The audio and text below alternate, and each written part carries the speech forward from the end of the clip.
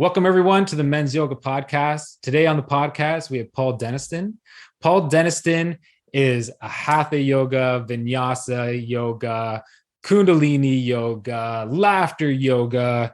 What else do we got? Restorative Yoga. And you're certified in all of those. I And am. and you were also the teacher of movement at the Stella Adler Academy in Hollywood. I was. At that time, I was teaching movement to actors to help them to find ways that they were able to express themselves more physically and have deeper connections to both themselves and to their co-actors. Fantastic. My brother would love that because he took that at a school up here in Toronto, and that was his favorite part. He always reminds me some of the yoga stuff we do now. He's like, "Oh, we were doing some of this and we were doing some of that." So I think he'd be very interested in this episode. Great. Well, tell us a little bit more about who you are and where you're from. Yeah, so I live in Los Angeles, and I'm originally from Texas, and my father was a Southern Baptist minister, my mother was a Christian school teacher, and as I was this chubby, fat little kid growing up in Texas, I realized kind of was a pretty much a sensitive kid, but also a kid who would get bullied a lot. I would witness and look at my mom and dad and how they would witness and how they would handle challenging emotions. I think because I grew up in a very religious background, sadness or anger were tended to be pushed down. I think as a man in Texas or a boy in Texas, it's like don't cry, just go do something about it. I would see my mom kind of like suppress her sadness. She never went to her father's funeral and held regret about that through her life. And I would witness my father bottling up anger until it would explode, and then it would become frightening for him and frightening for us. And so I think we model things after our own parents. I did the same thing when I was feeling sad. I isolated. When I was feeling angry, it just started to boil until it started to explode. I would lash out, I would hurt others, and I felt like anger was a dangerous emotion. And so instead of releasing it, I turned it inside myself and was harder on myself than anybody else was. Wow. So with that background, how'd you end up getting into how did yoga find you? Well, as I started to become, how did yoga find me? I like that. As I became older, I would continue to try to run from these challenging emotions. And one of the things that I did was is I tried to numb out. I was using sex, drugs, and rock and roll to try to numb the pain. I was looking for a place that I could find some peace.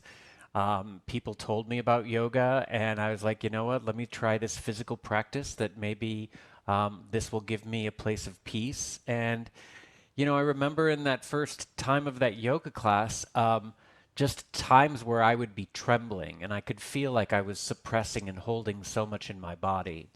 There were moments where I was comparing myself to others. There were moments where I was looking at myself in the mirror and just, being so mean to myself. I think what happens on the mat is a reflection of what's happening off the mat, too.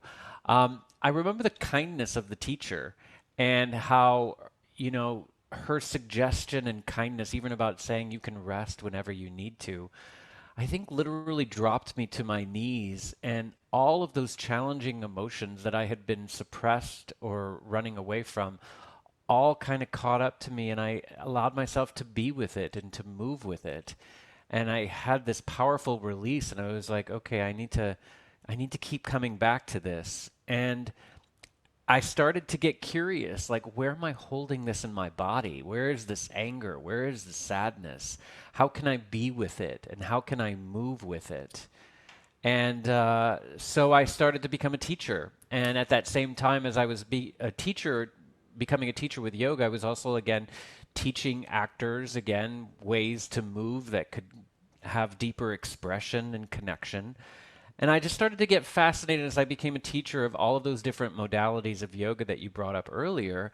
And I thought, what if I created an intention with the practice of how can you move through these challenging emotions, anger, grief, regret? How can you be with it and move with it that can be empowering and healing? And so I started to basically, through all these modalities of yoga, started to create a practice that I thought would be powerful to experience. Would that be the grief yoga that you're kind of That is grief teaching now? yoga, which grief yoga blends together yoga, movement, breath, and sound to transform pain and struggle to connect to more empowerment and love. So that got you into developing all this. It was, do you figure it was your background that kind of led you to this direction and then your Well, teaching? as I was becoming, certified in many different forms of yoga, I was also learning from grief and loss experts, trauma experts, studying with Peter Levine and Bessel van der Kolk, David Kessler, and I became very fascinated with where do we get stuck within grief and loss?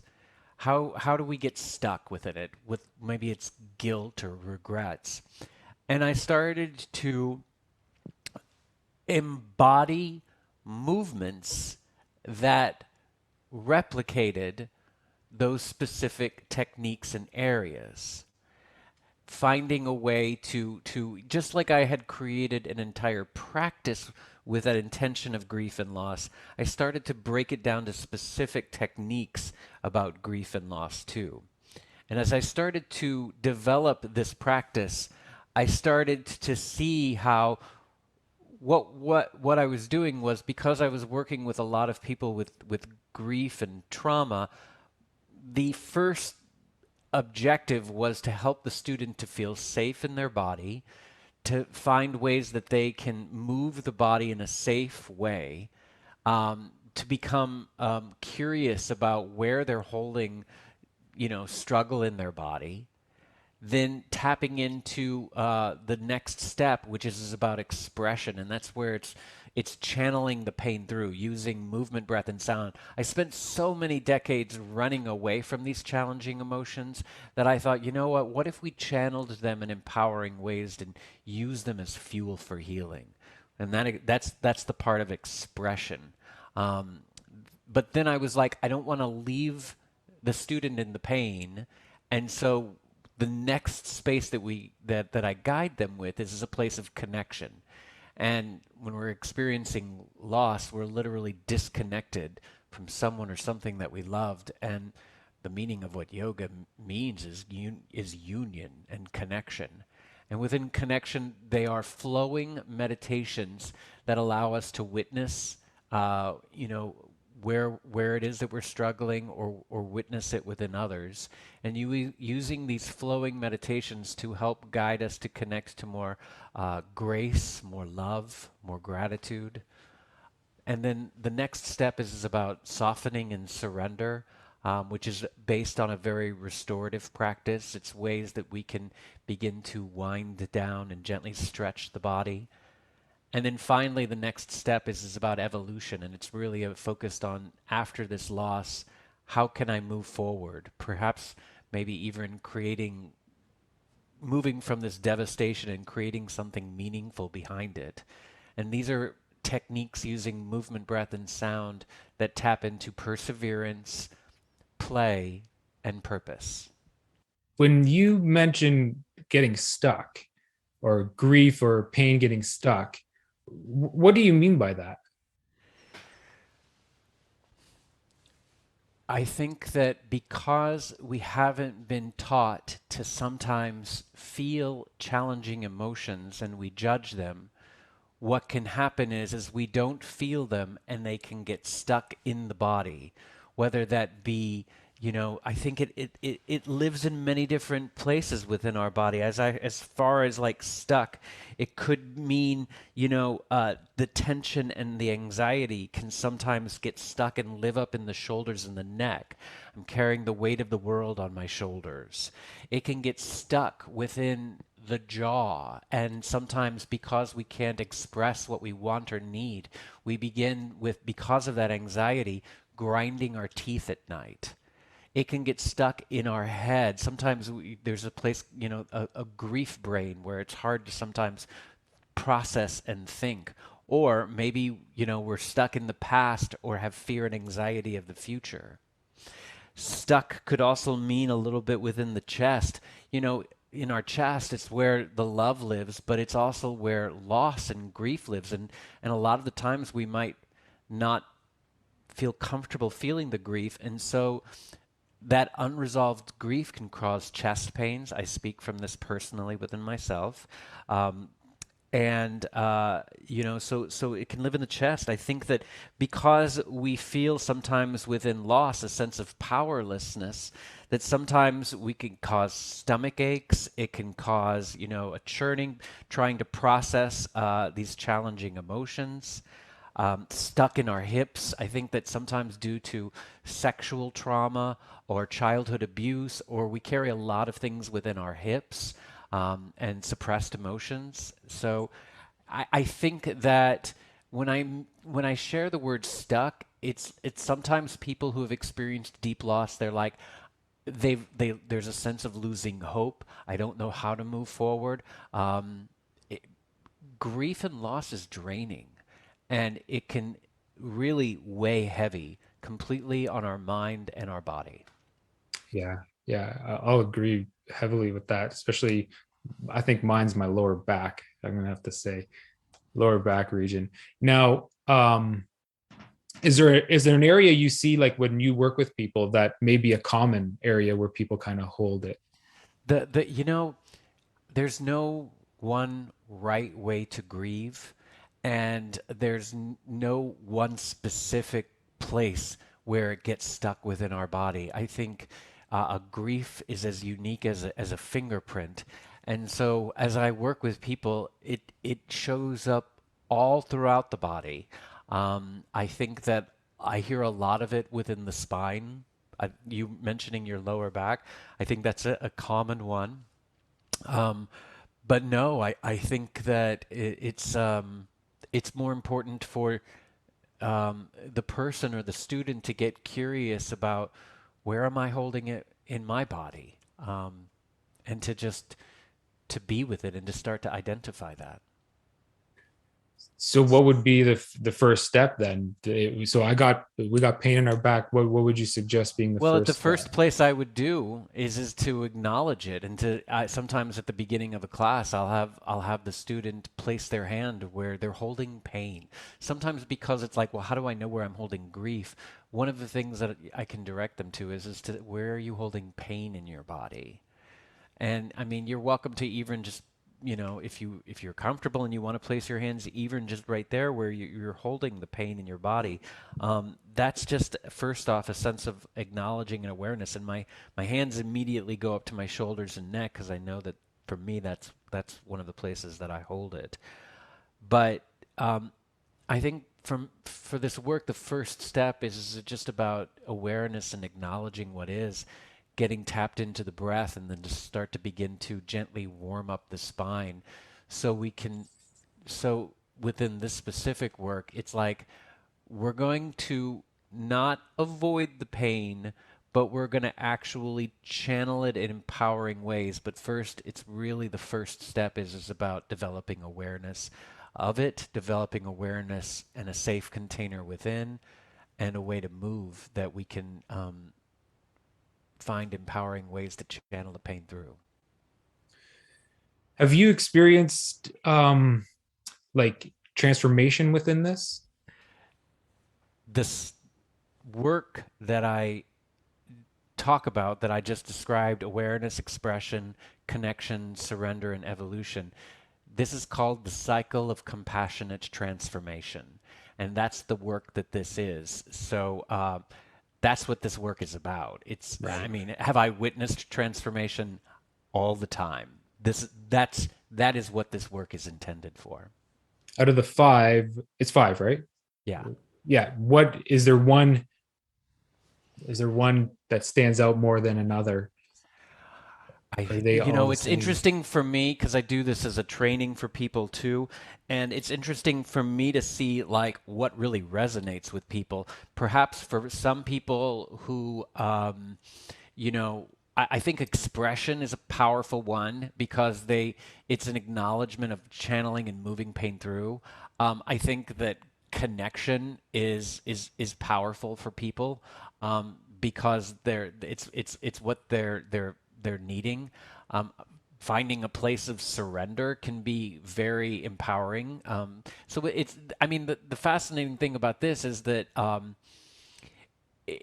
it really meets the student where they're at and says, what's the area that would best serve you at this time.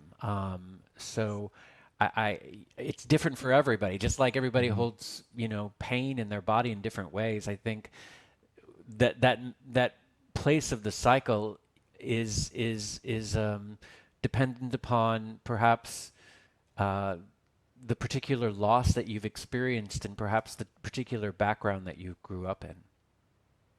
Yeah, expression, I can relate again with uh, I I took some sound therapy classes, and through that I ended up getting into more teaching sound. So sound is very resonating to me, and the expression I find working with people using their voice, I feel like we've been capped, or a lot of us have been capped for so long that once they get into the feeling of their voice and using their voice, this amazing expression ends up coming out through them. You work with sound a lot too. What do you find with sound, and why sound? Because a lot of the time we get blocked in our throat. And as I have worked with therapists and, I've taught this practice to thousands of therapists and counselors around the world. And one of the things that they'll share is that sometimes at working with their clients, there's only so far that they can get with words. And sometimes, people might not be able to articulate the trauma, the grief, the guilt. Um, and they'll share that they're like, I see how much they're holding on into their body. And so when I talk about sound, I'm using the vibration of the voice and the breath. Right there. That right there is just allowing the breath to become deeper, which sometimes when we've experienced loss or grief, our breath gets very shallow. So using a sigh, whether it's a powerful warrior or a sigh, you know, or even at times a bit of like laugh, a ha ha ha ha ha, can lift the vibration up too. Or even the sound of like Peter Levine uses the sound of voo to calm the nervous system down too. So there's many ways that we can use sound as a part of expression to help to open up the throat. That VU is really nice. I haven't heard that one before. That is a really nice. You It can. activates the parasympathetic nervous system that it allows us the space to rest and digest. Yeah, you want to practice it? Yeah, definitely for sure. All right, cool. So all you have to do, why don't we try it 3 times because that way it really settles in. But all you have to do is you just inhale through the nose, and as you exhale, you just say the words "voo." And Ooh, as you do it, just start to get curious about how your body reacts as you do it. Let's for give it a sure. try. Yeah, All right. lovely. Inhale. Ooh.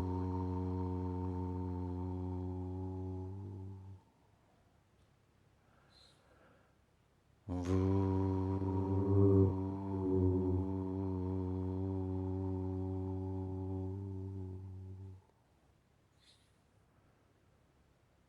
Ooh. Ooh.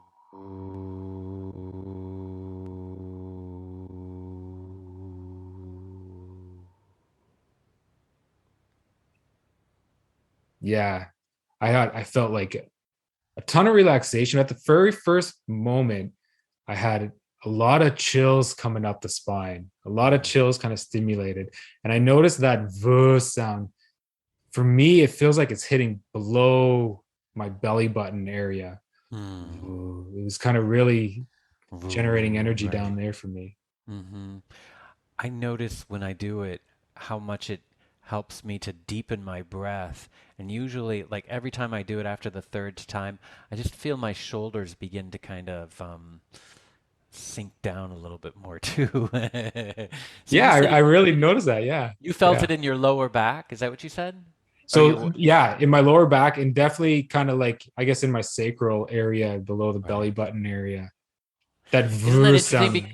Yeah, because you mentioned too where you held grief in your body was through your lower back, and I talk about it how I hold it in my shoulders, and yet after we finished it, you really become connected with the sensations of how it relaxes those areas too. Yeah, that's awesome. That's awesome.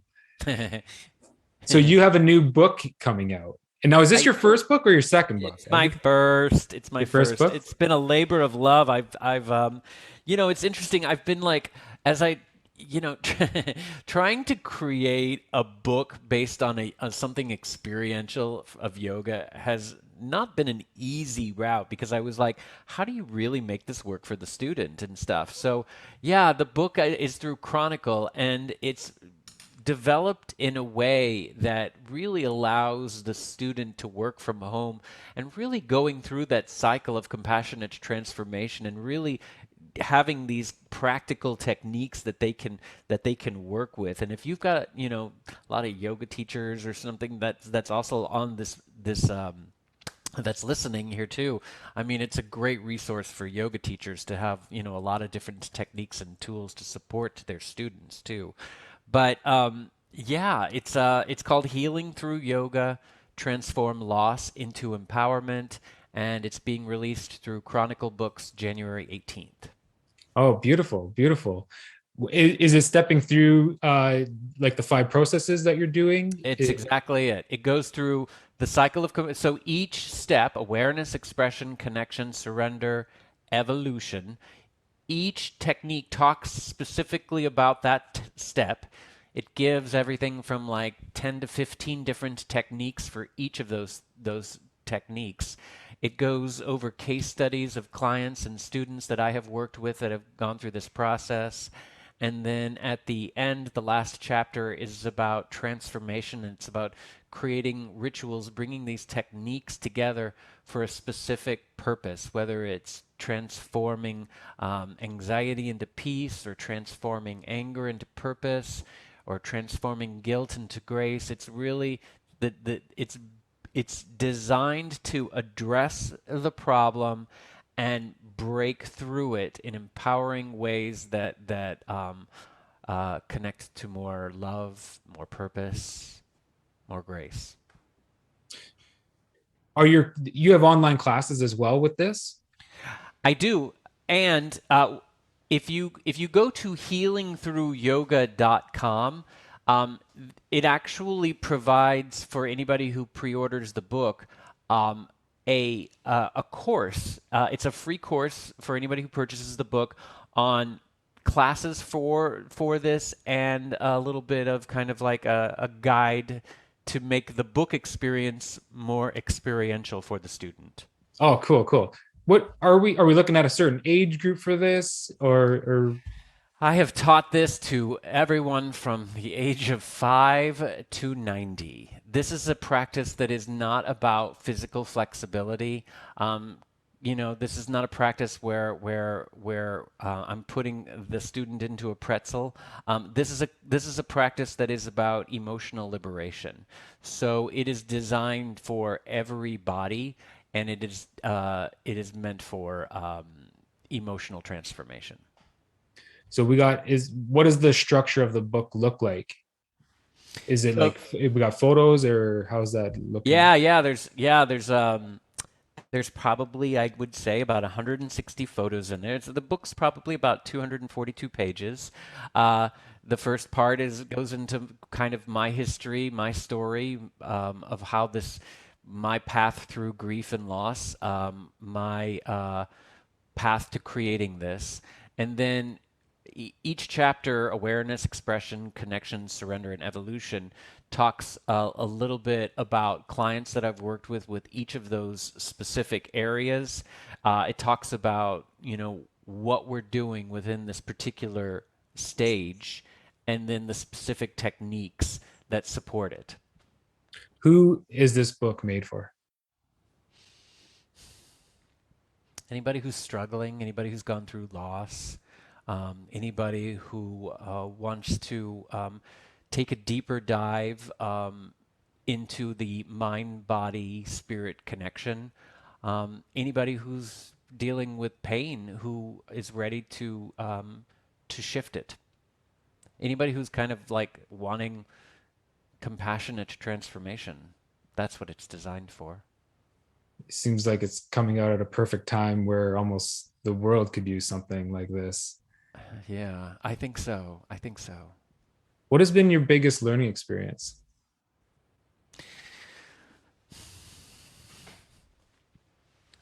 Coming as a man, there was always a tendency to wanna, when someone was struggling or in pain, to feel like, let me do something.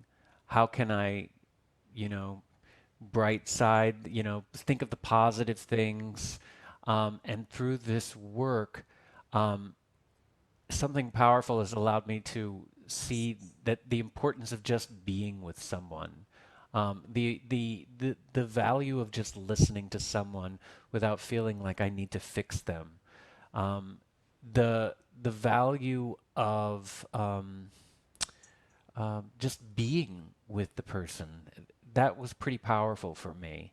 Um, I'm a big believer of balance. So as much as there is a sense of like being, witnessing, and holding space in a compassionate way without taking on their pain, I was also a place of like, and what can we do with this now? How can we move through it? So it's a little bit of a balance of both, but really that sense of being with it, both within myself and holding the space with others, has been a powerful teaching lesson for me. Oh, that's awesome. That's awesome.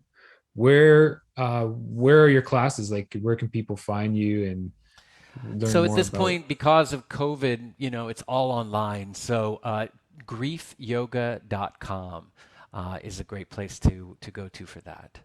Okay, and you have links to your book up through the website and Yeah, everything with as well? with griefyoga.com, there is the link to the book is definitely there. There's lots of resources that if you're financially, if you're having a hard time, go to the resource section. There's lots of like free classes that you can kind of experience to embody this. If you want to go and do some of the deeper work, check out the classes and courses. If you're interested in learning how to teach this, check out the trainings. So it's all on griefyoga.com.